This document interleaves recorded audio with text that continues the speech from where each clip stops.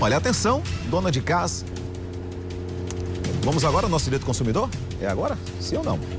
Vamos lá. Então, olha, eu tenho a satisfação, claro, de receber aqui nos estúdios do Cidade Alerta Paraíba a nossa colunista, a professora de Direito da UEPB, especialista em Direito do Consumidor, a doutora Mariana Tavares. Ela hoje fala sobre problemas com contratos imobiliários. E você, como sempre, vai poder participar dessa conversa fazendo suas perguntas por telefone. Está aí na sua tela, 3216-5088. Seja bem-vinda, Mariana. Já quero começar parabenizando você, tá bom? Pelo Dia Internacional da Mulher e sempre agradecer a sua presença aqui no Cidade Alerta Paraíba.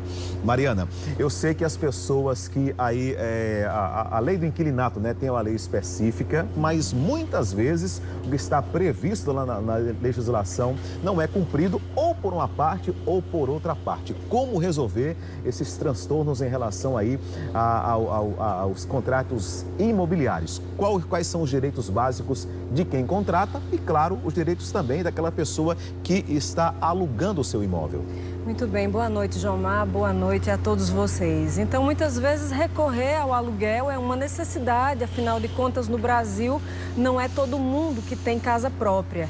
E aí é onde os problemas começam, porque muitas vezes as pessoas se prevalecem do fato de possuírem um imóvel, muitas vezes um imóvel numa localidade que é disputada, que é uma localidade boa e interessante, e as pessoas a partir daí começam a estabelecer certas exigências e certas coisas que estão fora do contrato. Eu sempre defendo aqui a questão da transparência contratual. Quando um contrato é transparente, quando uma relação jurídica e humana é transparente e você fala a verdade para a outra parte, não há engano, não há dúvidas.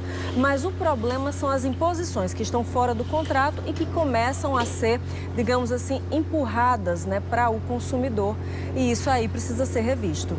Mariana, o Gilberto do Bessa pergunta o seguinte, se num contrato de aluguel, se o locatário é obrigado a pagar a taxa, o IPTU, na verdade. Muito bem. A princípio, essa obrigação, como você bem sabe, Jomar, é uma obrigação em detrimento do bem, uma obrigação próprio terreno, Então, você tem o bem e você tem o dever de pagar o IPTU. Essa questão, ela tem que ser negociada entre as partes quando o contrato vai ser feito. Então, se por acaso essa questão ela fica de fora do contrato, não há o que se cobrar do inquilino. É o dono do bem que vai ter que arcar com isso. A dona, repete o nome, Juliana. A dona Maria de Fátima de Cruz Almas, ela comprou um apartamento na planta e já vai ser inaugurado no próximo mês, ou seja, já vai ser entregue no próximo mês, E ela disse que muita coisa que estava ali, na planta, quando foi apresentado, não tem no prédio. Ou seja, a construtora apresentou uma coisa e está entregando outra. Nesse caso, o que fazer? Infelizmente, Jomar, isso é muito mais comum do que a gente imagina. Nós temos aí um problema claro de quebra de contrato. Diante da quebra de contrato, se uma das partes não está cumprindo aquilo que foi estabelecido, a senhora consumidora não tem que pagar por esse contrato, não tem que permanecer numa relação jurídica onde os seus direitos estão sendo subtraídos de uma maneira, eu diria que maliciosa, porque eu vejo isso acontecer bastante e evidentemente que a senhora pode pedir o seu dinheiro de volta com todas as correções e ainda pedir uma indenização pelo aborrecimento que certamente a senhora está tendo. Mariana, o seu Antônio Medeiros, de Intermares, pergunta o seguinte, o síndico tem o direito a não pagar o condomínio?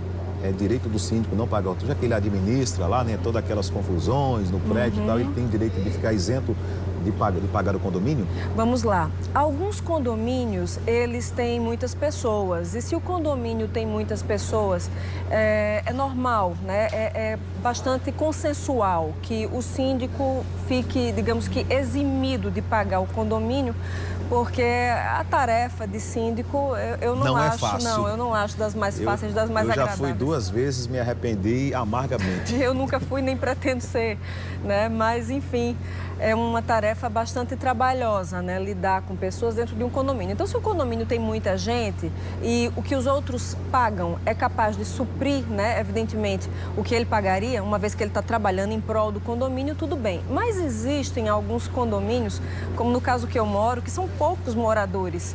Então, lá, como são poucos moradores, o síndico paga condomínio, sim.